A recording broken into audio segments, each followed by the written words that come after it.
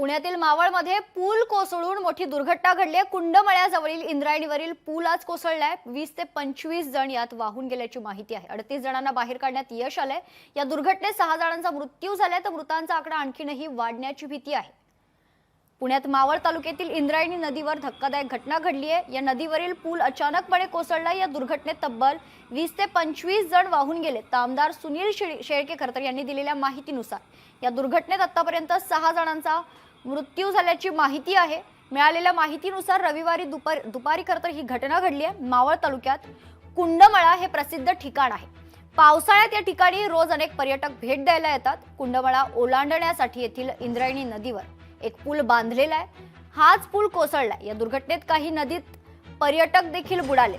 त्यातील काही पर्यटकांना बाहेर काढण्याचे काम युद्ध पातळीवर सुरू आहे। घटनेची माहिती मिळताच घटनास्थळी पोलिसांनी धाव घेतली आहे। पूल तुटल्यानंतर या दुर्घटनेत आतापर्यंत किती लोक वाहून गेलेत याची नेमकी माहिती अजूनपर्यंत मिळू शकलेली नाहीये। मात्र प्राथमिक माहितीनुसार या दुर्घटनेत 20 ते 25 लोक वाहून गेल्याची शक्यता आहे। या दुर्घटनेत आतापर्यंत 6 जणांचा मृत्यू झाल्याचं समोर आलंय। घटनास्थळी एनडीआरएफचे जवान देखील दाखल झालेले आहेत। जमेल त्या पद्धतीनं मदत कार्य बचाव कार्य सुरू आहे। घटनास्थळी रुग्णवाहिका देखील दाखल झाल्यात। नदीत वाहून गेलेल्यांना बाहेर काढण्याचं काम सध्या सुरू आहे। तर या दुर्घटनेवर राजकीय वर्तुळातून अनेक प्रतिक्रिया आलेल्या आहेत, पाहूयात।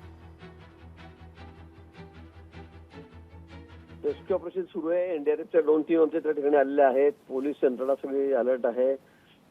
डॉक्टर्स आहेत, अँब्युलन्स त्या ठिकाणी आहेत। सगळे यंत्रणा त्या ठिकाणी आहेत। आमचे अधिकारी जे आहेत, प्रशासकीय कमिशनर कलेक्टर सगळे त्या ठिकाणी आहेत। मला असं वाटतं जे माहीत पडलं त्याचं 2 बॉडीज सापडलेल्या आहेत।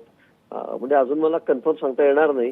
आता मी एका तासामध्ये त्या ठिकाणी पोहोचेल, कारण मी नाशिकहून मुंबईला होतो त्यावेळेला मला कळालं। मी थोडी गाईड टर्न करून तिकडे निघालेलो आहे। मला अजून तास तिथे पोहोचायला लागेल। 1 तासात पोहोचतो गेल्यावर मला नक्की त्या ठिकाणी काय झालं, कसं झालं हे सांगता येईल। हे सगळं एनडीआरएफची टीम आहे, एनडीआरएफची टीम आहे। सगळ्या टीम त्या ठिकाणी काम करत आहेत। अतिशय वेगाने मदत कार्य सुरू आहे। सगळ्या यंत्रणा त्या ठिकाणी आहेत। मला वाटतं की आता फक्त मी गेल्यावर तिथे मला कळलं नेमकं काय झालं, काय कशामुळे झालं, काय नाही झालं। आता ते सांगणं मला कठीण आहे। पण आमच्या सर्व अधिकारी त्या ठिकाणी आमचे कर्मचारी आहेत, सगळ्यांच्या टीम आहेत रेस्क्यू ऑपरेशनच्या, त्या ठिकाणी काम करतात। होय, अतिशय धक्कादायक घटना आहे। आताच पुण्याच्या कलेक्टरांशी सविस्तर बोलणं या विषयाबद्दल झालेलं आहे आणि आम्ही प्रयत्न करतोय। आमचे सगळे त्या भागात राहणारे सहकारी पदाधिकारी यांनाही सगळ्यांना फोन करून सांगितले की तातडीने तिथे सगळे पोहोचा। कलेक्टरांनी मला सांगितलंय की आता एनडीआरएफची टीम तिथे पोहोचलीच आहे, मला असं वाटतं। आणि आता माणुसकीची वेळ आहे। का झालं, कसं झालं आता नाही।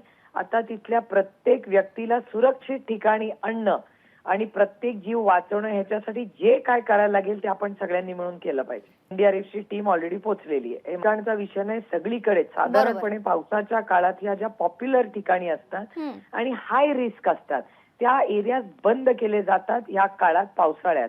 आता हा का नाही बंद केला, काय आता ह्याची चर्चा आपण उद्या करूया। पण आज तातडीने प्रत्येकाला पर्यटकाला सुरक्षित ठिकाणी आणणं ही आपली आत्ताची जबाबदारी आहे। आणि जे कोणी ज्याला माणुसकीच्या नात्याने तिथे जाणं शक्य असेल मदत करायला, त्यांनी तिथे जाऊन जो जवळ असेल त्यांनी प्रत्येक पर्यटकाला सुरक्षित ठिकाणी नेणं हे आता केलं पाहिजे। अतिशय दुर्दैवी घटना आहे ही आणि निश्चितपणानं त्या ठिकाणचं स्थानिक प्रशासन असेल, एनडीआरएफची टीम सुद्धा त्या ठिकाणी दाखल झालेली आहे आणि त्या पद्धतीनं ज्या व्यक्ती वाहून गेल्या त्यांना बाहेर काढण्याचं काम हे युद्ध पातळीवर त्या ठिकाणी सुरू आहे।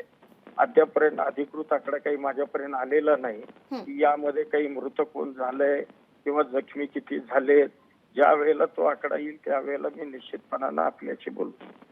किती रुग्णवाहिका दाखल झालेल्या आहेत आणि त्या अनुषंगाने काय उपाययोजना नाही, सुरू आता आहेत? रुग्णवाहिका तिथल्या स्थानिक प्रशासनानं निश्चित बोलवलेल्या आहेत। आता त्याचा आकडा मी इथं सातारमध्ये मी माझ्या मतदारसंघात आहे त्यामुळे इथलं काही मी तिथला एक्झॅक्ट आकडा नाही। लोकशाही मराठी ऐका, पहा, जागरूक रहा।